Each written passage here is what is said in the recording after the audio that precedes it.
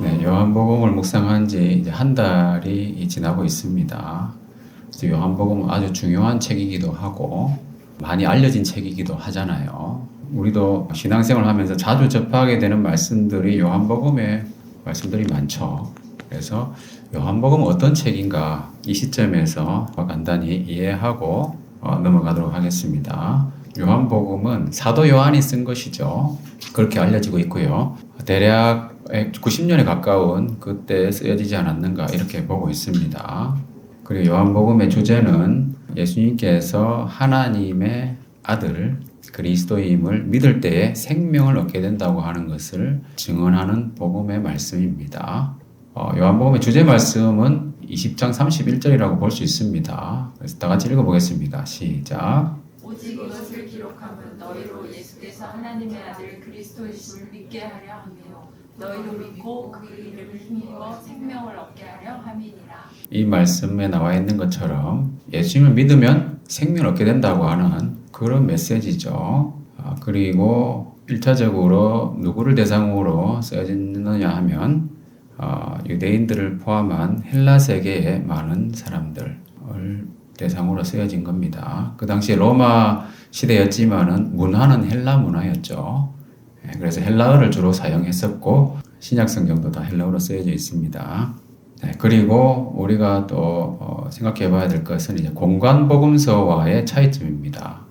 마태, 마가, 누가복음과 어떤 차이가 있느냐 하면 하나님의 아들로서 예수님의 신성을 특별히 강조하는 복음서가 바로 요한복음입니다. 하나님의 아들이신 것은 다 강조하고 있습니다만은 신성을 특별히 강조한다는 거죠. 그리고 마태, 마가, 누가복음 같은 경우는 그 예수님의 신성을 이야기할 때 귀납적인 방법을 주로 사용하죠. 뭐냐 하면 각종 사역과 교훈들을 보여주면서 하나님의 아들이심을 증명하는 식인 거죠. 그러니까 귀납적이라고 말할 수 있고요. 요한복음에서는 어떻습니까? 처음부터 예수님이 하나님이시다고 하는 것을 명백하게 선언하고 있습니다. 그 이후에 표적과 교훈들을 통해서 그것이 옳다고 하는 것을 입증하고 있다는 그런 의미에서 연역적이라고 할 수 있는 거예요. 그리고 또 요한복음의 내용 구조를 우리가 볼 것 같으면은 이 세 가지 사항을 여러분들이 염두에 두면서 읽어보시면 도움이 됩니다. 물론 지금 절반 가까이 읽었지만 앞으로도 요한복음 보실 때 7가지를 많이 사용하셨어요. 이 사도 요한께서 7가지 표적과 강화, 선언 이런 것들이 있습니다. 이것을 중심으로 보시면 이해가 좀 더 쉬울 것이다 하는 겁니다. 자, 그래서 7가지의 선언부터 먼저 보면은 I am이라고 하는 영어로 하면은 I am이라고 하는 그런 문장이죠. 뭐냐면 내가 누구다라고 하는 것인데 구약의 여호와 하나님께서 자기 자신을 알리실 때 쓰신 표현이죠. I am이라고 하는 것은. 그래서 에고 에임입니다. 헬라어로 하자면은. 그래서 우선 8장 24절 말씀을 다 같이 한번 읽어보겠습니다. 시작. 그러므로 내가 너희에게 말하기를 너희가 너희들 가운데서 죽으리라 하였노라. 너희가 만일 내가 그인 줄 믿지 아니하면 너희 주 가운데서 죽으리라. 네, 그래서 이 말씀에 보면은 중간에 내가 그인 줄이라는 표현이 있잖아요. 근데 이게 바로 에고 에임입니다. 그러니까 여기 보면은 내가 그인 줄 해가지고 그라고 하는 이렇게 번역이 되어 있는데 원문에는 없어요. 그래서 킹제임스 버전 같은 경우를 보더라도 I am he라고 해가지고 he를 이탈릭체로 이렇게 기울여서 표시해놨거든요. 그것은 뭐냐면은 원문에는 없는데 내용 이해를 돕기 위해서 넣어놓은 거거든요. 원문에는 없다는 겁니다. 그러니까 이 원문에는 뭡니까? 그냥 I am이에요. 헬라어로 에고 에이미가 I am이거든요. 그래서 I am. 그래서 뭐냐면 영어 번역에서는 이 의미를 좀 더 살리기 위해서 특정한 몇 가지 번역들을 보면은 이렇게 되어 있습니다. I am who I am. 그러니까 내가 그인 줄 믿지 아니하면 이 부분을 내가 바로 나다라고 하는 것을 믿지 아니하면 이렇게 번역하고 있다는 거예요. 우리말 번역에도 그런 번역이 있습니다. 그걸 제가 가져오지는 않았는데 예. 그래서 I am who I am이라고 하는 것은 여호와 하나님이 자기 자신을 계시할 때, 그죠? 스스로 존재하는 자라고 하는 것을 말씀하시는 그런 표현이잖아요. 이 놀라운 표현이에요. 이런 말을 누가 할 수 있습니까? 나는 스스로 존재한다라고 누가 할 수 있겠어요? 사람들 중에서. 예수님은 마리아를 통해서 낳지만은 스스로 존재한다라고 말씀하셨어요. 실제로 태초부터 존재하셨기 때문에. 그죠? 태초에 말씀이 계셨잖아요. 성육신 하신 과정이 바로 동정녀 마리아를 통해서 나온 것이죠. 그래서 요한복음에 보면 이러한 I am 선언들이 있는데, 그래서 구체적으로 7가지가 주로 제시되고 있는 것을 보면 간단하게 짚고 넘어가겠습니다. 나는 생명의 떡이다라고 예수님이 선포하셨고요. 나는 세상의 빛이다. 나는 양의 문이다라고 하셨고, 나는 선한 목자다. 나는 부활이요 생명이다. 나는 길이요 진리요 생명이다. 나는 참 포도나무다. 이러한 I am 스테이트먼트를 주님께서 말씀하셨습니다. 이것이 바로 예수님의 7가지의 7대 선언이라고 볼 수 있고요. 요한복음에 나타나 있는. 그리고 7대 강화, 가르침이나 설교를 의미하는데요. 주로 표적이나 어떤 사건 이후에 그 영적인 의미를 설명하시기 위해서 예수님께서 쭉 말씀하셨습니다. 그래서 7가지를 보면은 거듭남에 대해서 말씀하셨고, 생수에 대해서 말씀하셨고요. 또 예수님이 지니신 신적 권위에 대해서 말씀하셨고요. 또 생명의 떡이다라고 하는 것에 대해서도 길게 말씀하셨습니다. 그리고 생수의 강, 그리고 세상의 빛에 대해서도 말씀하셨고, 마지막으로 성찬식 이후에는 다락방 강화라고 해가지고 성령님을 보내주시겠다고 하는 약속, 그리고 평안에 대해서 약속하셨습니다. 네, 이러한 예수님의 강화가 있고요. 그리고 여기서 제가 소개는 안 해놨는데 요한복음 17장은 대제사장적인 기도가 있죠. 예수님께서 놀라운 기도를 하시는 내용들이 기록되어 있습니다. 그리고 또 7대 표적이 있다고 했죠. 7대 표적을 볼 것 같으면은 물로 포도주를 만드신 표적이 있고, 왕의 신하의 아들을 말씀으로만 고치셨고요. 38년 된 병자를 또 고치셨고, 또 오병이어의 기적, 그리고 바다 위를 걸으셨고, 맹인의 눈을 뜨게 하셨고, 또 죽은 나사로를 살리시는 표적들이 있었습니다. 그래서 7가지 표적인데요. 그래서 마지막에 죽은 나사로를 살리신 것은 실제로 예수님께서 보여주신 가장 큰 표적이라고 할 수 있는 자기 자신이 부활하시는 그것을 예표하는 사건으로 보여주셨죠. 자, 그래서 이 중에서 오늘 본문에 해당되는 것은 몇 번째입니까? 6번째에 해당되는 맹인의 눈을 뜨게 하시는 이 내용이 되겠습니다. 예수님의 이러한 기적들을 일으키신 것은 단순한 기적이 아니라 표적이라고 번역하잖아요. 그것은 미라클이 아니라 사인이라고 하는 겁니다. 그 뭐냐면 예수님이 메시아이심을 보여주시는 기적이라고 해서 사인인 거예요. 기적이 일어난다고 해서 다 우리가 좋아할 게 아니라는 겁니다. 그것이 어떠한 사인이냐? 사탄도 표적과 기사를 행합니다. 말씀에도 나와 있어요. 사람들을 미혹하기 위해서. 그것이 메시아의 표적이냐 아니면 사탄의 표적이냐를 우리가 분별해야 되는 거예요. 자, 그래서 오늘 본문을 보면은 맹인의 눈을 뜨게 하시는 그러한 사건이 나옵니다.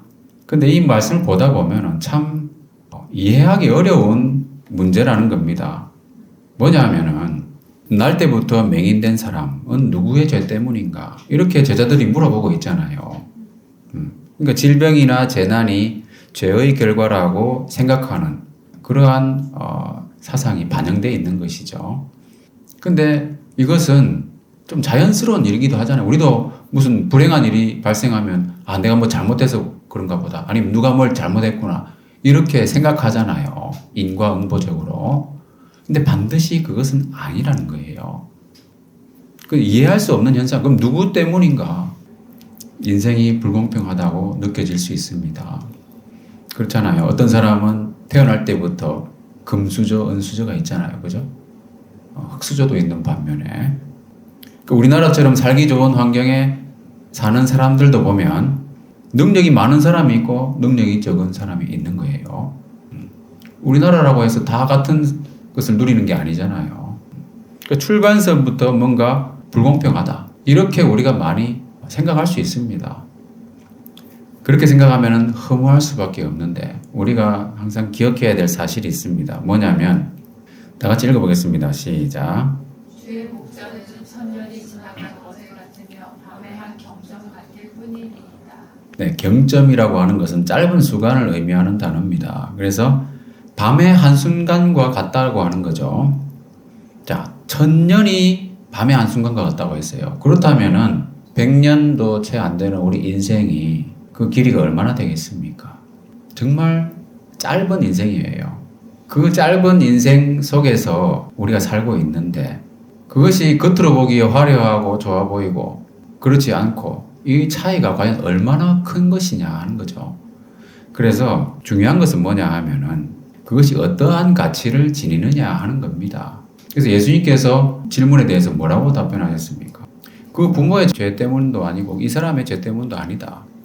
뭐라고 하셨냐 하면은 그에게서 하나님이 하시는 일을 나타내고자 하심이라 그랬어요. 그러니까 뭐냐면은 하나님의 하시는 일이 나타나느냐. 이게 참 중요하다는 거예요. 그것이 가장 가치 있는 일이라는 겁니다. 짧은 인생인데 아무리 화려해 보이고 잘 나가는 것처럼 보여도 그것이 여러분 건축 재료로 쓰는 돌이나 나무들은 많이 있잖아요. 금이나 은과 같은 것은 어떻습니까? 그 건축 재료들에 비해서 부피는 지극히 작잖아요. 그러나 그 가치는 비교 대상이 될 수가 없어요. 엄청나게 가치가 높은 거잖아요. 그러니까 뭐냐면 가장 가치 있는 일, 비중이 큰 것에 자기 인생을 투자해야 된다고 하는 거예요. 그것이 뭐냐면은 바로 하나님이 하시는 일이라고 하는 겁니다. 그래서 출발부터 불공평해 보이는 이 인생을 우리가 그 인생에 하나님이 하시는 일로 채우는 것이 중요한 거예요. 그러니까 하나님이 하시는 일이 없다면 그 인생에 그 흔적과 경험이 없다면요. 겉으로 뭐 금수저니 은수저니 그것이 아무런 의미가 없다는 겁니다. 근데 흙수저로 태어나고 출발선에서는 뭔가 뒤처진 것 같은 그러한 느낌이 든다 할지라도 하나님이 하시는 일이 나에게 있다면 그것은 엄청나게 많은 돌과 비교할 수 없는 금은 보석을 가진 것이나 다름없는 거예요. 그러니까 겉으로 드러나는 인생의 모습은 중요하지 않는 겁니다. 왜냐하면 보이는 것은 잠깐이기 때문에 그런 겁니다. 그래서 결국 남는 것은 뭡니까? 영원한 거예요. 하나님이 하시는 일이 남는 겁니다. 자, 그러면 하나님이 하시는 일은 뭔가?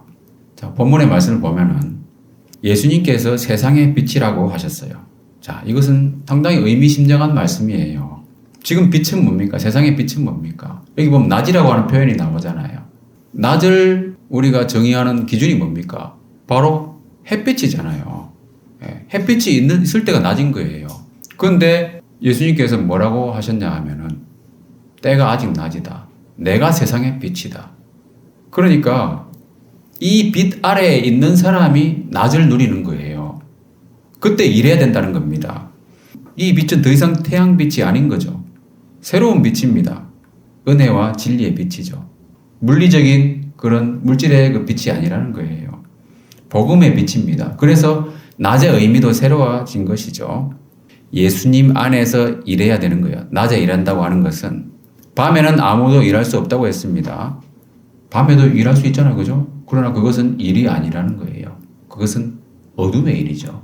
어둠의 일은 심판을 초래하는 겁니다.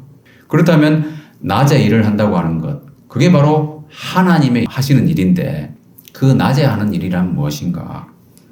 자, 이 말씀 많이 읽어보셨죠? 이번엔 읽지는 않겠습니다. 낮에 하는 일이라고 하는 것은 뭐냐 하면 영생하도록 있는 양식을 위한 일, 이렇게 볼 수 있습니다. 썩는 양식을 위하여 일하는 것이 아니라 영생하도록 있는 양식을 위하여 하는 일입니다. 그것이 바로 낮의 일이에요. 그러니까 우리가 낮에 살아가면서 낮의 일을 한다고 하는 것은 세상의 헛된 것을 추구하지 아니하고 영원한 것을 추구하면서 살아가는 것이에요. 그것이 바로 낮의 일이라는 겁니다. 그게 일이기 때문에, 낮의 일이기 때문에 그 일을 할 때에 이 일에 대한 보상을 누가 주신다고 했습니까? 이 양식은 인자가 너희에게 주리니 그랬죠. 바로 예수님께서 이 일에 대한 보상을 해 주신다는 거예요. 자, 여러분 아르바이트 해보셨잖아요. 아르바이트 해보셨을 때 예를 들면은 급여가 제대로 안 들어왔다. 속이 타지 않습니까, 여러분? 그것 때문에 그 어떤 그 싸움이 많이 붙잖아요. 왜냐면 부도가 나가지고 돈을 못 주는데 어떡합니까? 일을 했는데도 보상을 못 받으면은 그 얼마나 비참합니까, 여러분? 여러분, 그런 일을 하면 안 된다는 거예요. 그게 바로 밤의 일이라는 겁니다. 낮에 일을 해야 되는데, 낮의 일은 썩지 아니하고 영생하도록 읽는 양식을 위해서 하는 일입니다.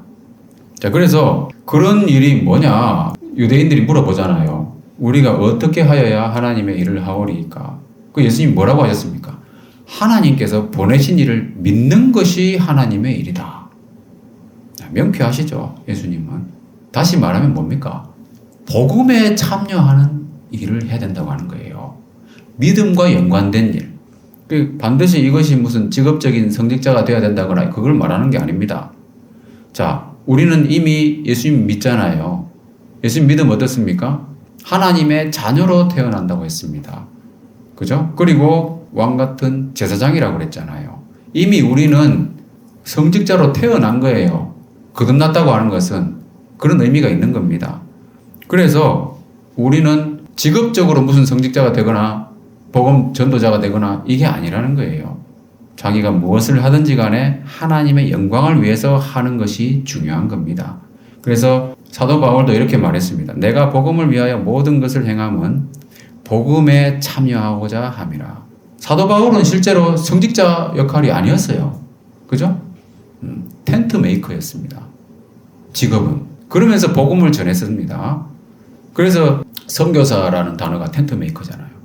자, 그래서 복음에 참여하는 일, 그것이 바로 낮의 일이고 그 일에 대해서 보상이 주어지는 겁니다. 급여를 주는 거예요. 급여는 예수님 주시는 겁니다. 차곡차곡 쌓아놓고 있다가 한꺼번에 아마 엄청난 보상을 주실 거예요. 그리고 우리가 살아가는 동안에도 많은 보상을 주십니다. 여러분, 저희도 한 번씩 간증하잖아요. 하나님이 놀라운 일들을 우리에게 많이 해 주십니다. 그런 보상들. 자, 여기까지 정리하면은 낮에 하는 일은 바로 영생하도록 있는 양식을 위한 것이고요. 그래서 이 낮이라고 하는 것은 새로운 개념이죠. 바로 세상의 빛이신 예수님 안에서 이루어지는 일들이 바로 낮의 일이라고 하는 겁니다. 그래서 복음에 참여해야 되고 무엇을 하든지 간에 하나님의 영광을 위해서 그렇게 살아가는 것이 중요하다 하는 겁니다.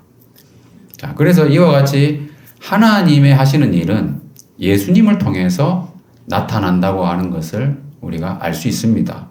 하나님이 하시는 일은 그 보상도 예수님이 주시고 그 일도 예수님을 통해서 나타나는 거예요. 이 맹인에 대해서도 하나님께서 예수님 통해서 일하셨죠.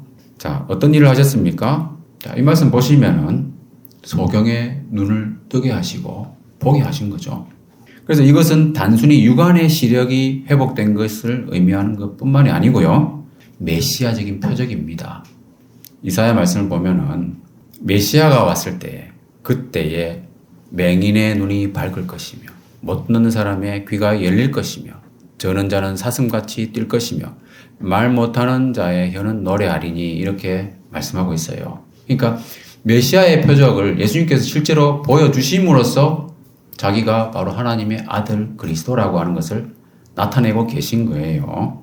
자, 메시아가 오면은 하나님 나라가 선포되고 새로운 시대가 열린다고 하는 것. 그럼으로써 영적인 눈도 밝아질 것이다 라고 하는 것을 예표하는 말씀입니다. 자, 그래서 이 밝은 눈을 얻게 된 이 맹인도 나중에는 어떻게 합니까? 예수님께서 만나서 물어보셨을 때 믿나이다 하면서 절했잖아요. 신앙 고백을 한 거예요. 예수님을 믿음으로써 영적으로도 확실하게 눈을 뜨게 된 그런 사건이죠. 그리고 그 사람은 예수 믿었기 때문에 영원한 생명을 얻게 된 것이죠. 예수님은 뭡니까? 하나님이 하시는 일. 예수님께서는 영적인 눈을 뜨게 하셔서 영생을 주신다. 이렇게 볼 수 있는 거죠. 그게 바로 하나님이 하시는 일이고요. 영적인 눈을 뜨게 했다고 하는 말은 결국 우리에게 새로운 생명을 주신다는 거예요. 예수님께서 이 일을 어떻게 하셨는가를 다시 보면은 침을 뱉어가지고 진흙을 이겼습니다. 그리고 눈에 발랐죠. 자, 진흙과 침이에요. 그 의미를 한번 생각해 보시죠. 자, 진흙이라고 하는 것은 하나님께서 사람을 처음 지으실 때 썼던 재료입니다. 그죠? 그때 하나님께서는 어떻게 하셨습니까? 땅의 흙으로 사람을 지으시고 생기를 그 코에 불어 넣으셨잖아요. 그래서 사람이 생명이 됐다. 이렇게 되어 있습니다. 자, 흙으로 사람을 지으셨는데 생기를 그 코에 불어 넣으셨어요. 근데 이번에는 흙에다가 침을 뱉어가지고 눈에 바르셨어요. 자, 침은 생기가 응축된 액체라고 볼 수 있습니다. 입김으로 진흙을 이길 수는 없잖아요. 그러니까 침을 발라가지고 침으로 이렇게 진흙을 이기신 거예요. 그렇게 하신 것을 보면은 주님께서 사람의 영적인 눈을 뜨게 하시고 새로운 생명을 얻게 하실 때에 여호와 하나님께서 흙으로 이렇게 하신 것처럼 예수님께서도 흙으로 하셔가지고 뭔가 사람을 새롭게 창조하신다고 하는 것을 암시하는 상징적인 행위로 볼 수 있습니다. 그리고 실로암 못에 가서 씻으라고 했잖아요. 9장의 말씀을 보시면은 다른 지명이 안 나와요. 실로암이라고 하는 처음 나오는 지명이 있는데 9장의 유일한 지명입니다. 잘 알려져 있는 요단강도 있고요. 다른 무슨 샘도 있을 수 있잖아요. 근데 왜 예수님께서 실로암 못에 가서 씻으라 이렇게 말씀하셨을까? 실로암의 의미가 보내심을 받았다는 뜻이잖아요. 그러니까 다른 것보다는 보내심을 받은 예수님께서 말씀하신 그 말씀에 순종해서 가서 씻었을 때 눈을 뜨게 된다는 거예요. 그러니까 우리도 우리의 죄를 씻기 위해서는 어떻게 해야 됩니까? 보내심 받은 예수님께 가야 되잖아요. 그겁니다. 그래서 오직 보내심을 받은 자이신 예수님의 이름으로 구원을 받는다고 하는 것을 강조하는 메시지가 담겨 있는 말씀입니다. 그래서 예수님을 통해서 하나님이 일을 하시는데 새로운 생명을 창조하시는 거예요. 진흙과 침을 통해서 하나님이 처음 이 사람을 만드실 때 흙과 생기를 불어넣으신 것처럼 예수님도 그러한 새 창조의 일을 하셨다 하는 것을 볼 수가 있고요. 그래서 이렇게 영적인 눈을 뜨고 새 생명 얻는 것은 바로 예수님께서 하나님의 일을 하시는 것이다 하는 겁니다. 자, 그런데 이렇게 맹인의 눈을 뜨게 한 사건은 분명히 메시아적인 표적이 맞잖아요. 유대인들도 많이 알고 있었고 여러분 9장을 읽어보셨지만 이 맹인이었던 사람도 알고 있습니다. 그러니까 자기가 창세로부터 이렇게 맹인으로 난 자의 눈을 뜨게 한 사람을 내가 듣지 못하였다 이렇게 말하잖아요. 그러면서 신앙 고백을 나중에 하게 되잖아요. 이 사람이 알 수 있을 정도라면은 유대인들 대부분 알고 있었다는 내용이에요. 그런데도 뭡니까? 많은 사람들은 예수를 믿지 않았죠. 그 일을 보고도. 왜 그랬을까요? 그 사람들은 하나님이 하신 일을 보는 눈이 없었다는 거예요.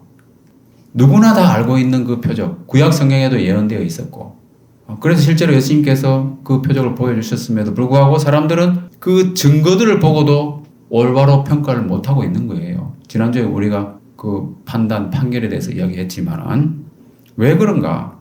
왜 그러냐 하면 신명기 말씀을 다 같이 읽어보겠습니다. 시작. 모세가 온 이스라엘을 소집하고 그들에게 이르되 여호와께서 애굽 땅에서 너희의 목전에 바로와 그의 모든 신하와 그의 온 땅에 가신 모든 일을 너희가 보았나니 곧 그 큰 시험과 이적과 큰 역사를 네 눈으로 보았느니라.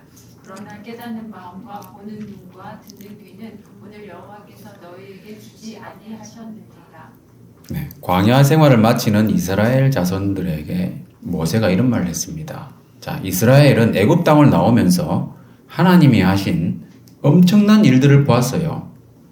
애굽에서 이루어진 하나님의 심판들을 다 보았고요. 장자를 치실 때 특히 6월절 예식을 통해서 구원을 얻는 놀라운 경험도 했잖아요.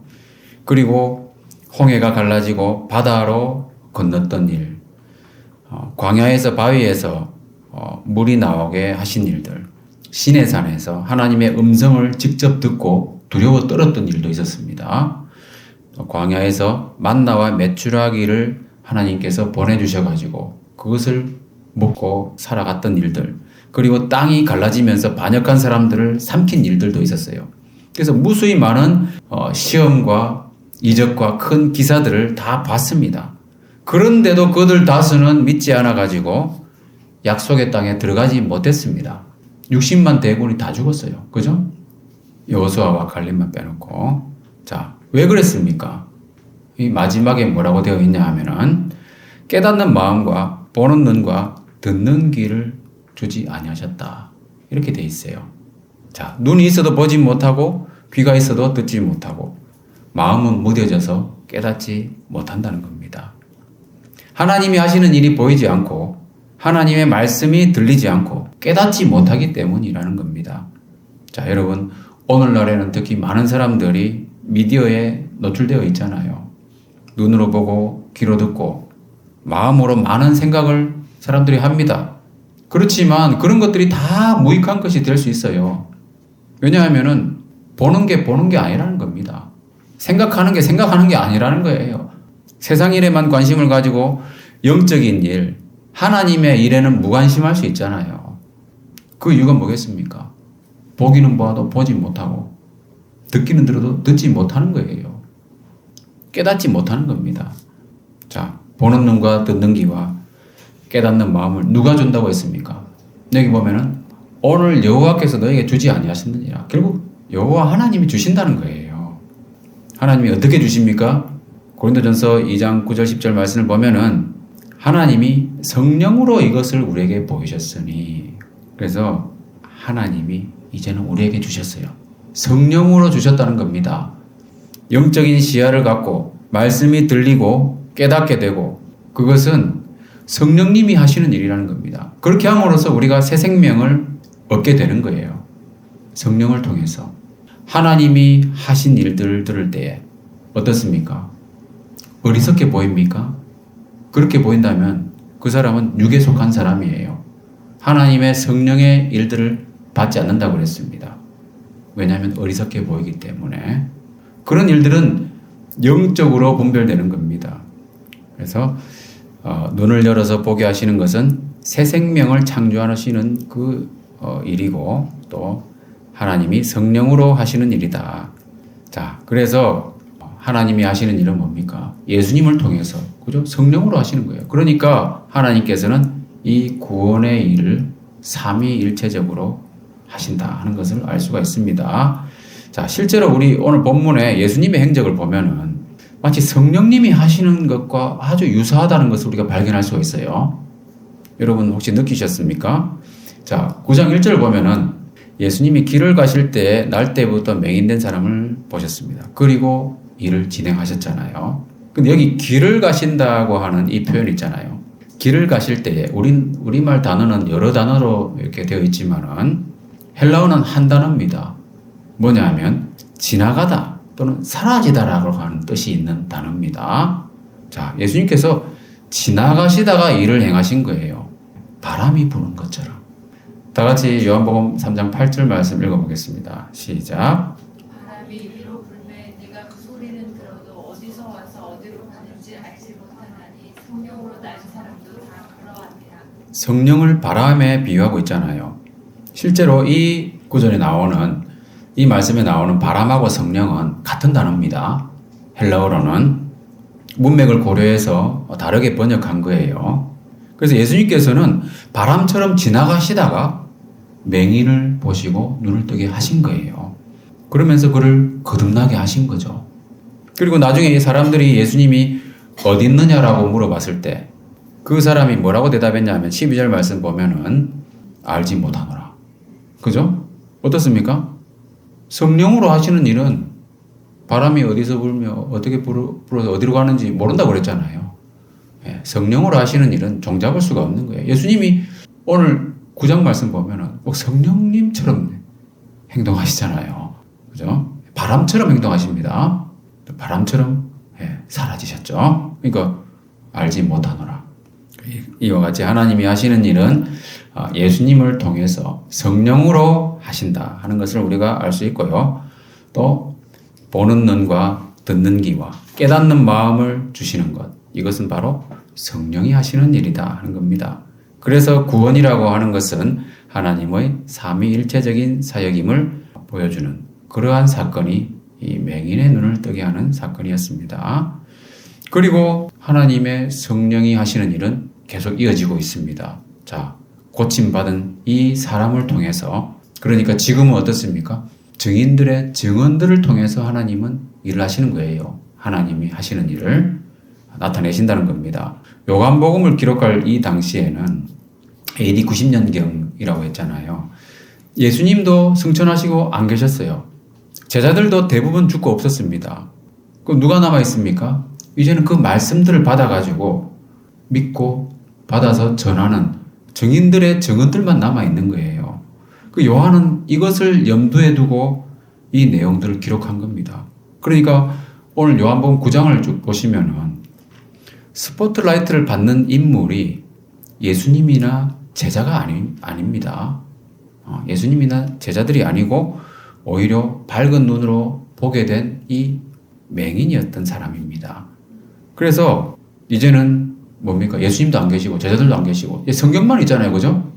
그래서 성경을 믿고 그것을 전하는 사람들만 있는 거예요. 그러니까 뭡니까? 성령님이 하시는 일은 뭡니까? 이 증인들의 증언들을 통해서 성령님께서 새롭게 이 일을 하신다는 겁니다. 하나님의 일을. 자, 이 사람은 어떻게 했는지 보면은 예수님께서 진흙을 발라가지고 실로암 못에 가서 씻으라고 하셨을 때 이 사람은 그 말씀을 믿고 순종했다는 거예요. 자, 이것이 바로 하나님이 하시는 일에 동참하는 겁니다. 자, 진흙을 씻어내는 것은 간단한 거잖아요. 바로 옆에 있는 사람한테 잠깐 물 좀 갖고 와달라고 부탁할 수도 있는 것이고, 가까운데 어떤 물기가 있으면은 그걸 묻혀가지고 바로 닦을 수도 있는 것이고, 눈이 엄청 넓은 눈도 아닐 거 아닙니까? 그죠? 닦으면 되는 것인데. 굳이 실로암 못에 가서 씻어야 될 이유가 있느냐? 이게 바로 뭐냐면 주님을 믿는다고 하는 것을 증명하는 겁니다. 자, 우리가 말씀에 순종한다라고 했을 때에 특별한 선행을 해야 된다. 이렇게 생각하기 쉬운데 그게 아닙니다, 여러분. 이해되지 않는 말씀을 순종하는 거예요. 그게 뭡니까? 말씀의 능력을 의지하는 거죠. 말씀으로 나의 눈을 뜨게 하실 수 있다고 하는 것을 믿는 겁니다. 그렇게 함으로써 예수님을 메시아이심을 인정하는 거고요. 자, 누가복음 말씀을 보면은 시몬 베드로가 어부로서 베테랑이잖아요. 그죠? 직업적인 사람, 프로입니다, 말하자면. 근데 물고기를 못 잡았어요. 그 밤에 아무것도 얻은 것이 없었습니다. 그렇지만 예수님께서 뭐라고 하셨냐 하면은 깊은 데로 가서 그물을 내려서 고기를 잡으라, 이렇게 말씀하셨어요. 그랬을 때 시몬 베드로가 뭐라고 했냐면, 선생님, 우리들이 밤이 새도록 수고하였으되 잡은 것이 없지만은 말씀에 의지하여 내가 그물을 내리리이다. 그렇게 한 거예요. 예수님은 어부가 아니잖아요. 목수잖아요. 아니, 목수가 뭐 한다고 어부인 나한테 이런 말을 하느냐, 이렇게 생각할 수도 있지만 그게 아니라는 거죠. 베드로는 말씀에 의지하여 가서 그물을 내렸습니다. 그렇게 하니까 어떻게 되겠습니까? 고기를 잡은 것이 심이 많아서 그물이 찢어질 정도였다고 하는 겁니다. 자, 그래서 똑같은 행위를 하더라도 말씀의 있고 없고가 아주 큰 차이라는 겁니다.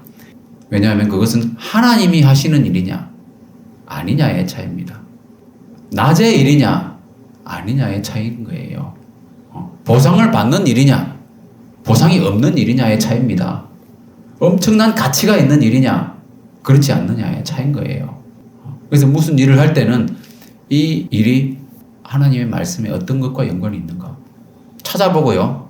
아니면 물어보고, 자기가 못 찾겠으면 물어볼 수도 있는 거잖아요. 그렇게 해가지고 그 말씀이 있으면 그 말씀을 믿고 기도하면서 그 일을 하세요. 그러면은 하나님이 거기에 대해서 보상하신다는 거예요. 그렇게 주님의 말씀을 믿고 순종함으로써 하나님의 능력을 경험하는 것이 중요하다는 겁니다. 우리가 증인으로서 살아간다고 하는 것은, 그래서 내 경험과 내 지식과 내 생각이 아니라 말씀에 의지하는 것이 중요하다. 자, 이 사건이 발생한 이후에 바리새인들은 그 사람을 불러서 신문을 했죠. 그러면서 확인을 했습니다. 그랬는데 대답이 시원치 않아요. 자기들이 원하는 대답이 안 나오는 거예요. 자기들은 예수님을 죄인으로 규정하고 있잖아요. 그죠? 안식일을 안 지키니까. 그 답이 안 나오고 뭐 선지자니 어쩌니 그런 얘기 나오니까는 부모를 불러서 물어봤어요. 자, 부모를 불러서 물어보니까 부모까지 불러다가 그 사람이 진짜 맹인으로 난 사람이 맞는지 어떻게 눈을 뜨게 됐는지 물어봤는데 부모도 유대인들 앞에서 어정쩡한 대답을 했습니다. 예, 어정쩡한 대답으로 판결을 미룬 것이죠. 비겁한 거죠. 그죠? 왜 그랬습니까? 그들을 무서워함이라고 그랬어요. 하나님보다 사람들을 더 두려워했어요. 그렇게 하면 안 되는 거죠. 그래서 유대인들은 다시 그 사람을 다시 불러가지고 또 물어봤잖아요. 그때 그의 대답이 아주 일품이었습니다. 자, 다 같이 이 말씀 읽어보겠습니다. 시작. 대답하되 그가 죄인인지 내가 알지 못하나 한 가지 아는 것은 내가 맹인으로 있다가 지금 보는 그것이니이다. 이와 같이 확실한 증언을 하면서 하나님이 하시는 일에 동참했습니다. 이 증언을 통해서, 이러한 증언을 통해서 그렇게 복음에 참여하게 되는 거죠. 근데 사람들은 이러한 확실한 증언을 듣고도 믿지 않았죠. 그러니까 이 사람들은 하나님이 하신 일에 대한 증언을 거부하는 사람들이죠. 듣는 귀가 없었어요. 듣고 싶은 것만 듣고 결론을 정해놓고 판결을 내리는 그런 사람들이었습니다. 그래서 결국 그 사람을 나중에 쫓아내버린 거죠. 자, 그래서 우리는 어떻게 해야 됩니까? 지금도 많은 사람들이 정상적인 증언을 받아두지 않습니다. 그죠? 성경의 증언들은 다 참이잖아요. 받아두지 성경을 무시합니다. 성경을 안 읽어요. 우리도 잘 안 읽잖아요. 그죠? 예. 세상 사람들은 더 안 읽죠. 아예 무시하니까. 말씀을 들으려고도 안 하잖아요. 근데 지금도 많은 사람들이 예수님을 배척하고 핍박하고 있습니다. 그럴 때일수록 우리는 더 어떻게 해야 되는가? 그 부모처럼 사람을 두려워하는 것이 아니라 하나님을 두려워하면서 우리는 담대하게 복음을 전해야 된다 하는 거예요. 네, 말씀 마무리하겠습니다. 자, 고린도전서 3장 12절부터 15절 말씀 보면은 여기에 보면 시간 관계상 읽지는 않겠습니다.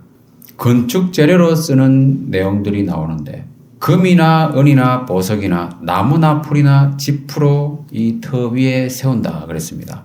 그래서 각 사람의 공적이 나타날 텐데 공적이 어떠한지를 밝히는 것은 불로 시험한다고 그랬어요. 불이 각 사람의 공적이 어떠한 것을 시험할 것이다. 그래서 공적이 그대로 있으면 상을 받고 불타면 해를 받는다고 그랬습니다. 자, 그러나 맨 마지막에 뭡니까? 자신은 구원을 받되. 그래서 구원의 확신을 우리 가질 수 있는 거예요. 예수님 믿으면. 그렇지만 여러분, 너무 허망한 거예요. 부끄러운 구원이 된다는 겁니다. 뭐냐면 공적이 남는 일들을 해야 된다는 거예요. 남는 장사를 해야 돼요. 여러분 일생 동안 짧은 인생 어떻게 무엇으로 채울 것인가 고민해야 되는 거예요. 사람들은 각자 자기가 원하는 대로 일을 추진하고 있습니다. 그러나 그것이 어떤 가치를 지니는지는 최종적으로 하나님께서 불로 시험하시면서 평가하신다 하는 것을 우리가 분명히 알아야 됩니다.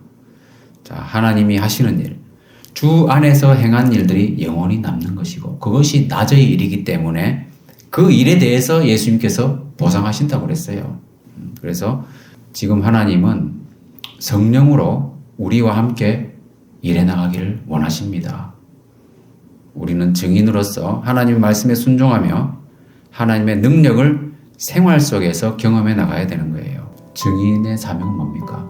증인은 증언하는 거잖아요. 그래서 복음에 참여하는 삶을 살아야 돼요. 그래서 성령의 새로운 사역, 그것이 바로 이 복음에 참여하는 것. 그것임을 믿고 우리가 하나님의 일에 동참하시는 저와 여러분 되시기를 주님의 이름으로 축원합니다.